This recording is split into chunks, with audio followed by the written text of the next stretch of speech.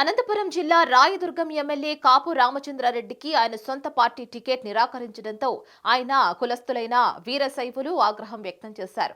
Anantapuram press club లో ఏర్పాటు చేసిన మీడియా సమావేశంలో వారు మాట్లాడుతూ తమ కులానికి చెందిన వారు రాష్ట్ర వ్యాప్తంగా 8 లక్షల మంది ఉన్నారని, అదేవిధంగా అనంతపురం, కడప, పులివెందులలోనూ తమ కులస్తులు ఉన్నారని అన్నారు.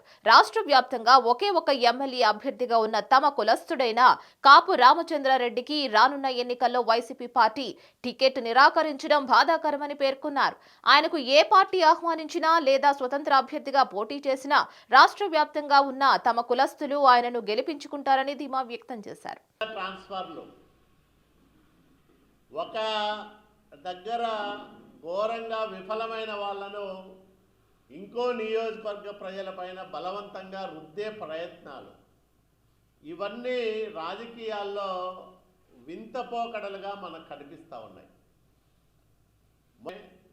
విధంగా ఈరోజు పరిస్థితి తయారైంది. అంటే ఒక రాజకీయ పార్టీ, అధికారంలో ఉండే పార్టీ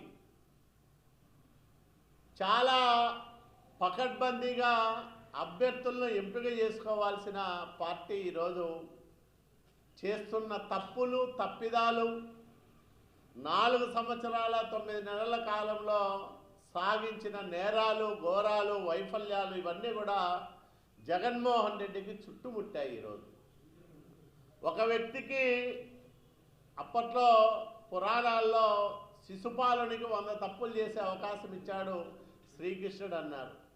ఇప్పుడు బహుశా నాకు తెలిసి 1,00,000 తప్పులు దాటించాడు జగన్మోహన్ రెడ్డి 4 సంవత్సరాల 9 నెలల కాలంలో.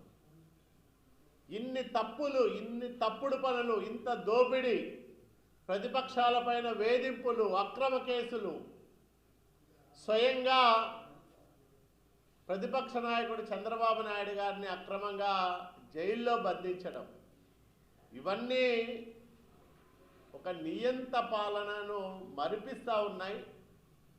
అంతకంటే ఘోరంగా జగన్మోహన్ రెడ్డి తయారైపోయి రాష్ట్రంలో రాజకీయాలను భ్రష్టు పట్టించాడు, ప్రజాస్వామ్యాన్ని అధఃపాతాళానికి తొక్కేశాడు.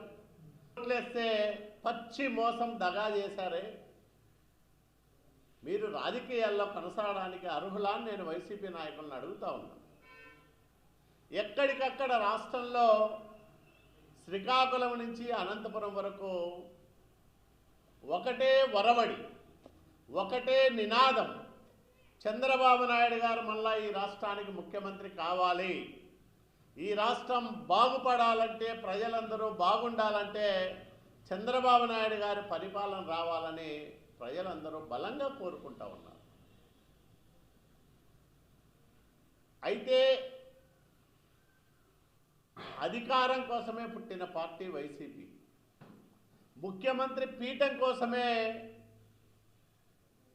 రాజకీయాలు చేసిన వ్యక్తి జగన్మోహన్ రెడ్డి. ఇట్లాంటి జగన్మోహన్ రెడ్డి రాజకీయాల్లో ఉండడానికే అర్హుడు కాదు. ఆ రోజు తండ్రి అధికారాన్ని అడ్డుపెట్టుకుని 1,00,000 కోట్లు కొట్టేశాడు. ఈరోజు సొంతంగా అధికారం చలాయిస్తూ వనరులన్నీ కూడా దోచేస్తూ ప్రజలను పీడిస్తూ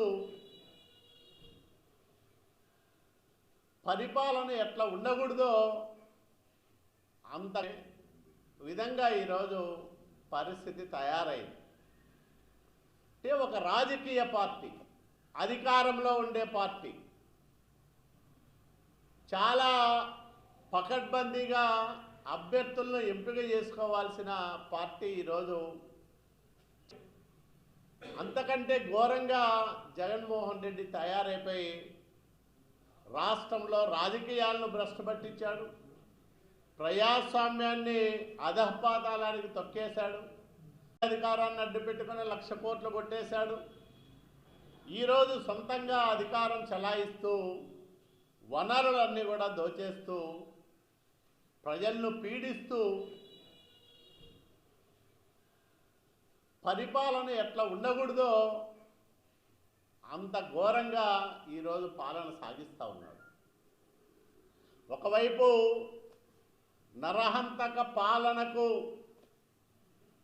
చరమగీతం పాడమని రా కదలిరా అంటూ 25 పార్లమెంట్లోనూ యుద్ధభేరి మోగిస్తూ పర్యటిస్తున్న చంద్రబాబు నాయుడు గారు సభలకు వస్తున్న ఆదరణ మనం చూస్తూ ఉన్నాం. ఎక్కడికి పోయినా వేలాది మంది, విశాఖపట్నం, నిన్న కనిగిరి, లక్షల మంది చంద్రబాబు నాయుడు గారి నాయకత్వాన్ని సమర్థిస్తూ స్వచ్ఛందంగా వస్తూ ఉన్నారు. ఇట్లా 25 పార్లమెంట్లోనూ మేము రా కదలిరా పేరుతో ఈ కార్యక్రమాలు చేసుకుంటూ పోతూ ఉన్నాం. మరోవైపు బీసీల వెన్ను దన్ను తెలుగుదేశం పార్టీ, బీసీలకు పుట్టినిల్లు తెలుగుదేశం కార్యక్రమాలు చేస్తూ ఉన్నాం. ఒకవైపు మేము ప్రజల్లోకి వెళ్ళి మా నాయకుడితో పాటు కింది స్థాయి కార్యకర్త అంతా కూడా ప్రజల్లోకి వెళ్ళి మేము ఎన్నికల నగారం మోగిస్తూ ఉంటే తాడేపల్లి ప్యాలెస్లో గడప దాటితే ఏమవుతుందో అనే భయంతో బిక్కుబిక్కుమంటూ ఒక రాష్ట్ర ముఖ్యమంత్రి కాలం గడుపుతూ ఉన్నాడంటే ఇంతకంటే నైతికంగా ఓటమి మరొకటి ఉండదు. కాబట్టి జగన్మోహన్ రెడ్డి ఎప్పుడో ఓడిపోయినాడు. నైతికంగా తెలుగుదేశం జనసేన కూటమి ఎప్పుడో విజయం సాధించాల్సింది ఇంకా సాంకేతిక విజయం మాత్రమే మిగిలి ఉంది. కాబట్టి నేను ఈ సందర్భంగా వైసీపీలో ప్రజాక్షేమాన్ని కోరుకునే వాళ్ళు, ప్రజల్లో గౌరవంగా బతకాలనుకునే వాళ్ళు, రాజకీయాల్లో హుందాగా ఉండాలనుకునే వాళ్ళందరికీ కూడా నేను ఒకటే విజ్ఞప్తి చేస్తూ ఉన్నా, మీరందరూ చంద్రబాబు నాయుడు గారి నాయకత్వాన్ని సమర్థించండి. ఆయనతో కలిసి పనిచేయడానికి సంసిద్ధులు గమ్మని నేను వాళ్ళందరికీ కూడా విజ్ఞప్తి చేస్తూ ఉన్నా. Thank you. అంటే మంచి చెడు చూసుకొని ప్రజాసేవే పరమావధిగా భావించే వాళ్ళు, రాజకీయాల్లో గౌరవంగా ఉండాలని కోరుకునే వాళ్ళను తెలుగుదేశం పార్టీ ఆహ్వానిస్తుంది. అదే సందర్భంలో ప్రజలను హింసించి, ప్రజలను బాధించి, అధికార మదంతో అధికారమే శాశ్వతం అనుకునే భ్రమతో దుర్మార్గాలు సాగించిన వాళ్ళందరినీ దూరం పెట్టడంతో పాటు మళ్ళా మేము అధికారంలోకి వచ్చిన తర్వాత వాళ్ళందరికీ రిటర్న్ గిఫ్ట్లు కూడా ఉంటాయని ఈ సందర్భంగా నేను స్పష్టంగా చెప్పదలుచుకున్నాను.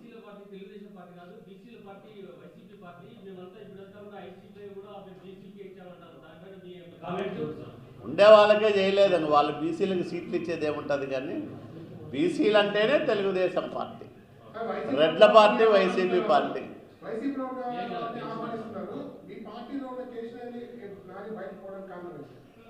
మామూలుగా రాజకీయ పార్టీ అనేది ఒక విస్తృతమైన వ్యవస్థ. కాబట్టి ఒకటి చిన్న పొరపాట్లు జరుగుతూ ఉంటాయి, లేకపోతే కొంతమంది అభిప్రాయ భేదాలతో మాట్లాడుతూ ఉంటారు. అవన్నీ సర్దుకుంటాయి తప్పకుండా.